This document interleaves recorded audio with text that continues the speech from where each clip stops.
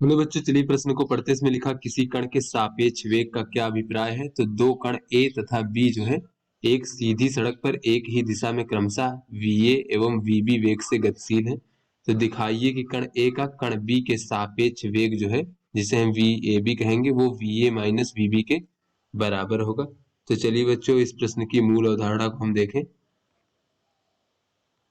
बच्चों, यहाँ पर कोई वस्तु जो है अगर ऐसे माध्यम में गति कर रहा है, बच्चों यहाँ पर हम देख लेते हैं। कोई वस्तु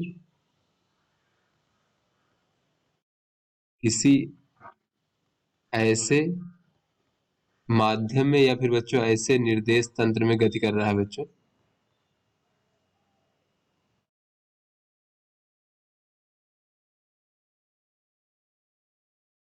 माध्यम में गति कर रहा है,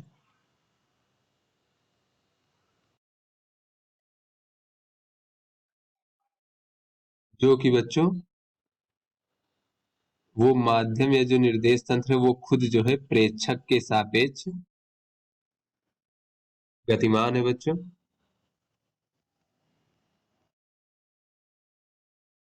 तो ऐसे में बच्चों जो हमारा वस्तु है, ऐसे में वस्तु की गति को बताने के लिए बच्चों, प्रेक्षक के लिए वस्तु की गति को बताने के लिए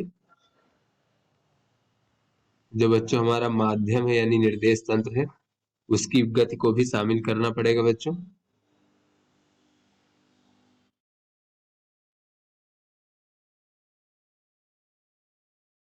अगर बच्चों हम उदाहरण के तौर पर देखें, तो अगर नदी के किनारे कोई व्यक्ति खड़ा है बच्चों, और वो नाव की चाल को बच्चों देख रहा है, नाव की गति को, तो बच्चों नाव की जो गति है अपनी, और जो नदी में चल रहा है बच्चों नदी की भी गति है। तो जो प्रेक्षक है, प्रेक्षक के सापेक्ष बच्चों जहां पर वो वस्तु यानी नाव चल रही है, वो माध्यम भी गतिमान है यानी वो निर्देश तंत्र भी गतिमान है बच्चों। तो ऐसे में जब हम नाव की गति को देखेंगे बच्चों, तो उसकी गति को बताने के लिए बच्चों, उसकी गति की व्याख्या करने के लिए हमें नदी की गति को भी लेना पड़ेगा, नदी की वेग को भी लेना पड़ेगा। तो चलिए बच्चों अपने प्रश्न को हल करते हैं और यहाँ फिर समझ लेते हैं कि किसी कण के सापेक्ष वेग का क्या अभिप्राय है। बच्चों सापेक्ष वेग क्या होता है। तो सापेक्ष वेग जो होता है बच्चों, वो किसी कण का जो है किसी और वस्तु या किसी और कण के सापेक्ष वेग होता है बच्चों। जैसे साधारण वेग जो होता है बच्चों, वो धरती के सापेक्ष लिया जाता है बच्चों, वो भी एक प्रकार का सापेक्ष वेग होता है, लेकिन वो धरती के सापेक्ष वेग होता है। तो फिर ऐसे जो अगर किसी का साधारण वेग है बच्चों, तो वो होता है कि धरती के किसी बिंदु पर बच्चों, किसी निश्चित बिंदु के सापेक्ष जो है उस वस्तु के विस्थापन की जो दर होती है वो उसका वेग कहलाता है।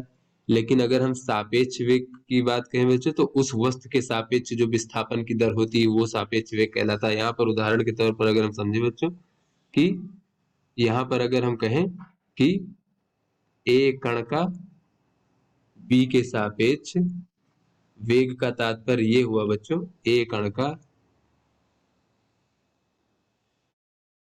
बी के सापेक्ष वेग का तात्पर्य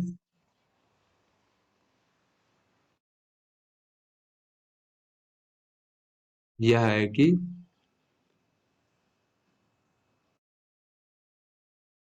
या फिर ये देख ले बच्चों कि ए कण जो है उसका बी के सापेक्ष वेग का तात्पर्य ए कण का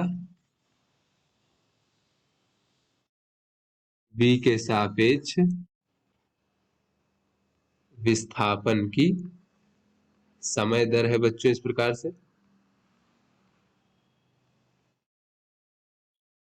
अर्थात बच्चों कि ए कण का विस्थापन कुछ भी हो बच्चों, लेकिन बी के सापेक्ष जो ए कण का विस्थापन होगा, बी की तुलना में ए कण का जो विस्थापन होगा उसकी जो समय दर होगी, उसे हम ए कण का बी के सापेक्ष वेग कहेंगे बच्चों।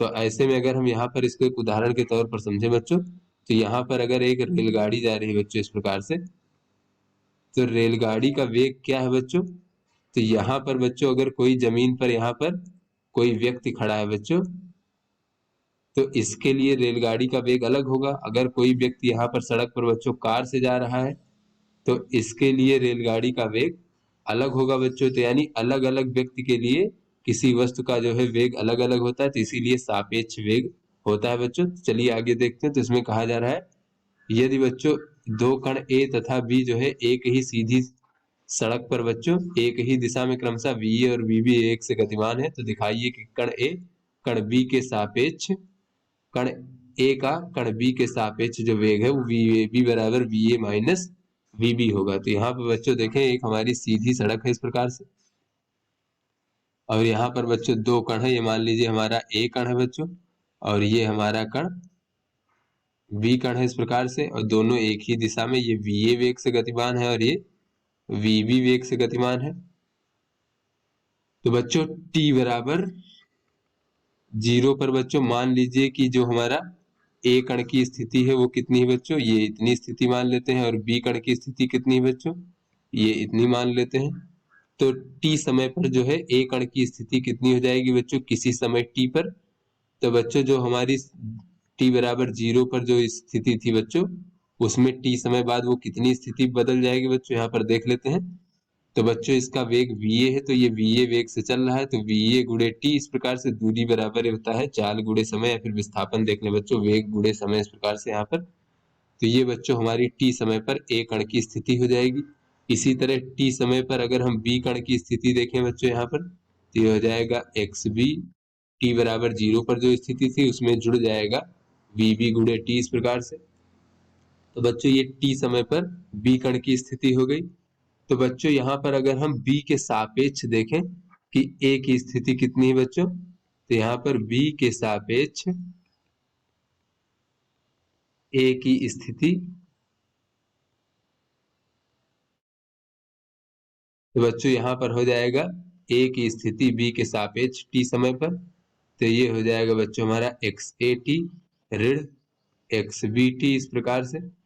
तो बच्चों ये xa कितनी दूरी पर है बच्चों t समय पर, और xb कितनी दूरी पर, उसको घटा देंगे तो उसके सापेक्ष बीच की विस्थापन बच्चों पता चल जाएगा कि b के सापेक्ष a का विस्थापन कितना हुआ है बच्चों यहाँ पर। तो ऐसे में अगर हम देखें तो ये xabt बराबर हो जाएगा बच्चों, ये हो जाएगा हमारा xa शून्य माइनस बच्चों xb शून्य t बराबर शून्य समय पर, और उसके बाद बच्चों यहाँ पर देखें तो ये हो जाएगा हमारा plus va minus vb t इस प्रकार से। तो यहाँ से बच्चों अगर हम समय के साथ अवकलन कर दें बच्चों t के सापेक्ष अवकलन करने पर,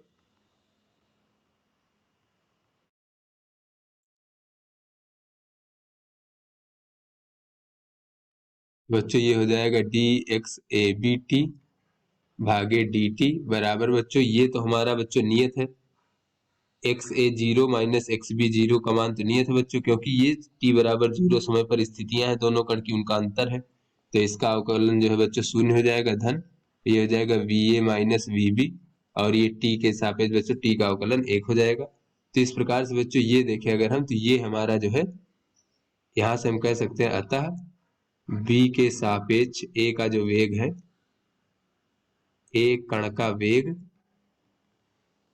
ये बच्चों हमारा जो है इस प्रकार से b के सापेक्ष a कण के विस्थापन की दर है बच्चों, तो ये हमारा इस प्रकार से हो जाएगा वेग, और ये हो जाएगा va माइनस vb। तो ये बच्चों हमारा सिद्ध हो गया। तो आशा करते हैं आपको समझ में आ गया होगा। धन्यवाद।